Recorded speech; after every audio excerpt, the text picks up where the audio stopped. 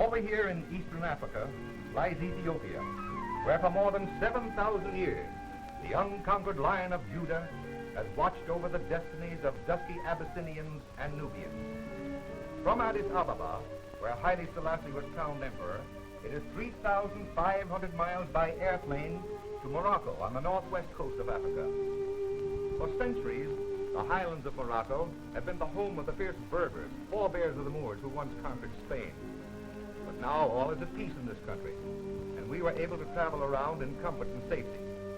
We started our trip at the port of Casablanca, and then we drove to the town of Marrakech, better known as Morocco.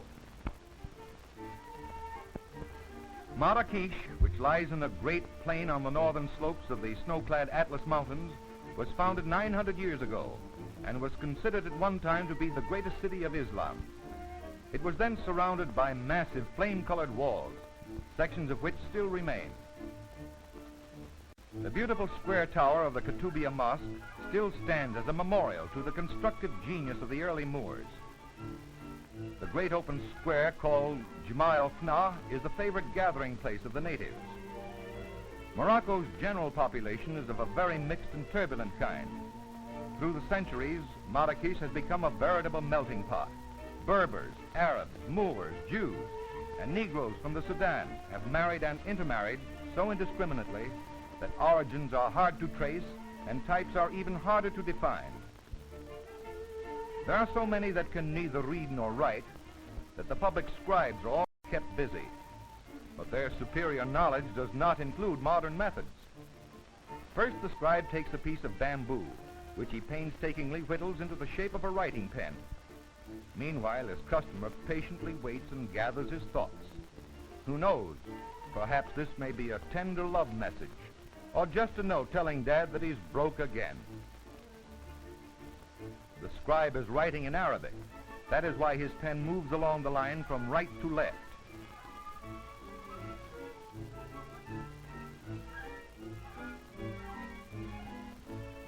Marbles, a game that belongs to the kids of the entire world. Its origin is lost in the mists of antiquity. In the British Museum, they exhibit marbles that were used by Egyptian and Roman children more than 2,000 years ago, just as these youngsters of Marrakech are knuckling down and shooting their toys in their alleys.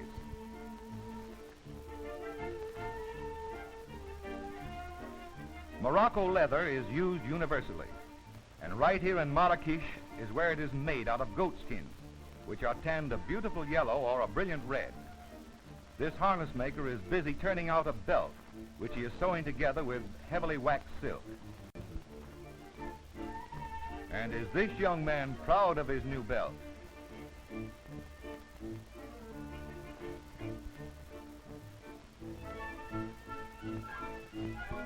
Turn around there, son. Let's take a look at the back. Yeah, that's right. To make their wonderful dyes, they pound pomegranates and other vegetable matter in mortars.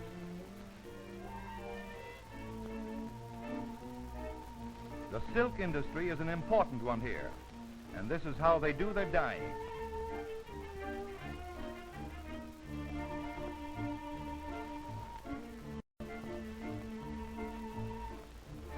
All these operations take place in the open street.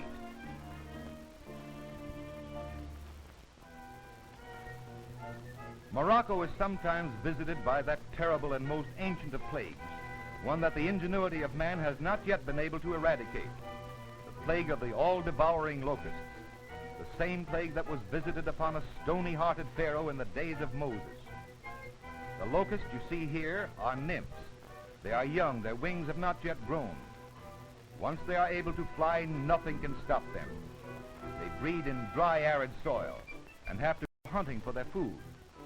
They travel in such enormous swarms that they even shut off the sunlight from the land over which they fly. When they alight, they strip the earth bare of all vegetable matter. They eat every blade of grass, every leaf on every tree or bush, leaving utter desolation in their wake. Even when young and wingless, they do not scatter. They follow a definite direction. This permits the natives to dig long ditches across their line of march. The ditches are filled with water and the locusts drown. Another way of getting rid of them is to drive them toward big heaps of dry straw in which the young locusts try to hide. The straw is then set on fire. As far as we can discover, the Arabs are the only ones that have found a use for locusts. They boil them in salt water and then dry them in the sun. They taste like stale shrimps, but the Arabs enjoy eating them. And by the way, did you ever eat a stale shrimp?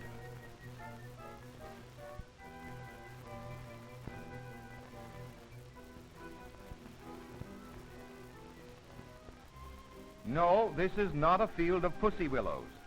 These are land snails clinging to the stalks from which they eat the leaves. So you see, they are vegetarians. Unlike the water snails, which are not good to eat, these Moroccan land snails are highly prized as a delicacy by gourmets who call them escargots. They are carefully gathered by hand and taken to a central station.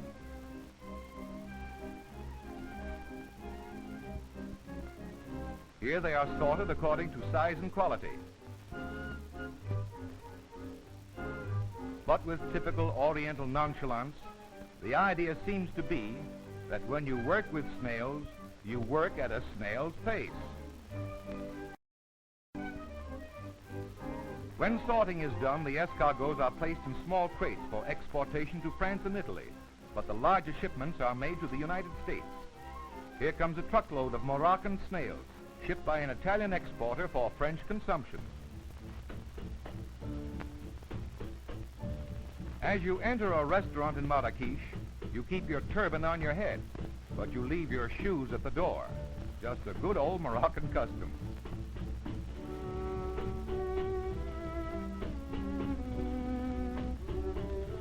As they don't have chairs, they just squat tailor fashion on cushions. And now we're all set for the meal.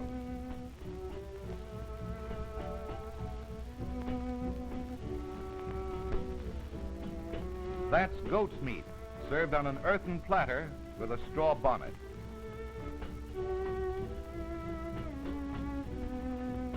True to Oriental custom, the Moor breaks his bread. He never cuts it.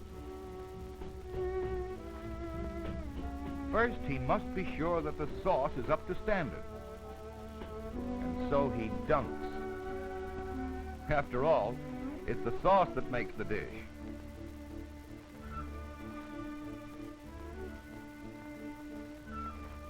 Here's a practical demonstration of the old saying, fingers were made before forks.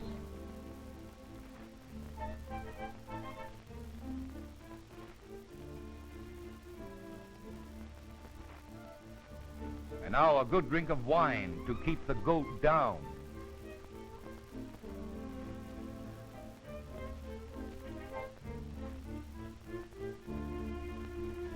No finger bowls in Marrakech. Probably because it takes more than a finger bowl to get the goat off one's hand. So an attendant ceremoniously brings in a large brass bowl and a cake of soap. The tea kettle supplies the water.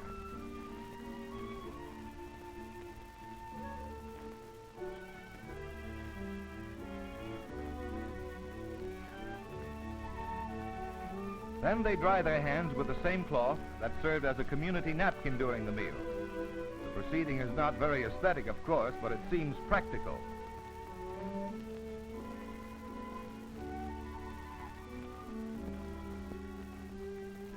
Now comes the all-important wind-up to the meal, the ceremony of tea making.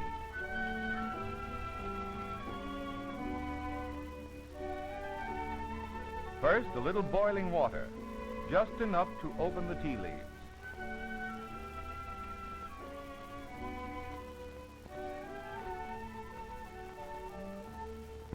Then a bunch of mint is crammed into the teapot. Now 2 cones of sugar, and finally some hot water.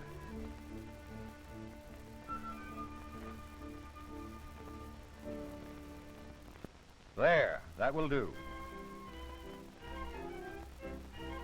Morocco has many other interesting sights and customs.